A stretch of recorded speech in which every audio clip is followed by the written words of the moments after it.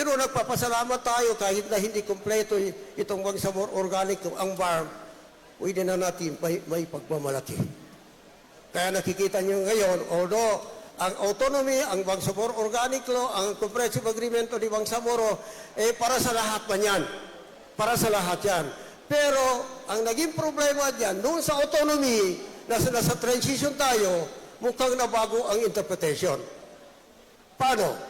Panahon ni Duterte, yung Chief Minister at saka 40 other members nanggaling po sa official list na sinumiti po ng MILF. Nung naging presidente na si Bongbong Marcos, yung Chief Minister galing sa official list ng MILF, 40 other members, galing din doon sa listahan ng MILF. Kaya lang, March 3, binago po nila yan. Binago po nila. Pero wag na natin masyadong pag-usapan yan, no? So dahil doon, ang pangalawa, na kailangan ituloy natin yung right to self-determination natin. So kapaninindig tanong, italos tanong. Na yaning keduido, na autonomy at pinirman tanong ko, tinalima tanong, na namba autonomy yan nakabase sa Comprehensive Agreement o ni Bangsamoro, ni Aba BUL niya, anong panlimatima na kulang o ni namba. Na nambay pag-inintan sa emana, kung bayan ni Konstitusyon ng Pilipinas, kamakaamong may namba. O pama. So nambay kaysa, ay kadwa. Ikatlo, paano tayo manalo?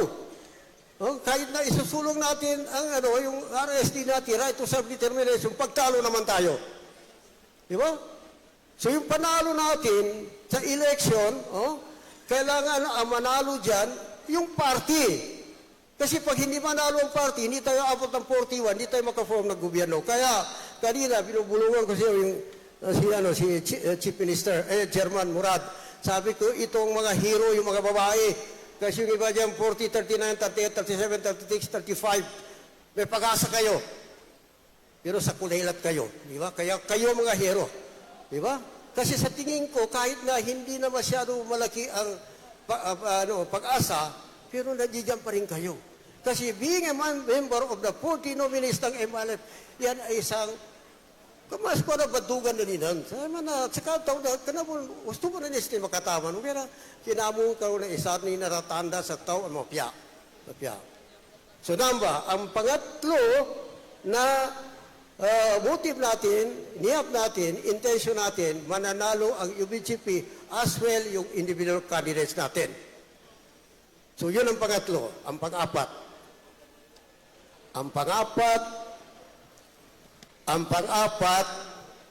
that every one of us, everybody has to be in the right side of history. Gimana nito ba? Maglintar sa Allah Ta'ala, sabi na sa kami niya, marakot na sa buhil dyan,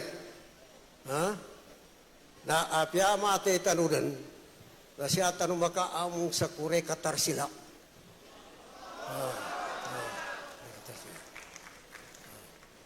Kanya, isulat pa niya. Makasulat niya.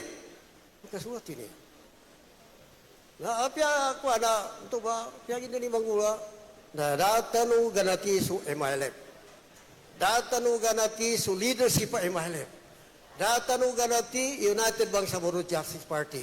Kaapiyagin ni Mangula, sa mga matuwa, natural, mas natural na maunang mamatay yung mga matatanda. Pero hindi namang ibig sabihin lahat ng matanda mauna sa bata. Minsan yung mga bata mas maunang mamatayan. Kaya we must be on the correct side of history. The history will be written. Isusulat man itong history na ito. Diba?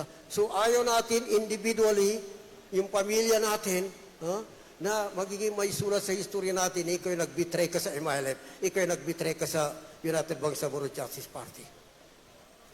So yun ang pang-apat. And the last, alam natin yan, na kahit anong gagawin ang isang Muslim na hindi labag sa Islam, yan ay form of worship. Pagsasamba. Pagsasamba yan, di ba? Pagsasamba. So ibig sabihin, ang gusto natin dito sa ginagawa natin, to win the pleasure of Allah.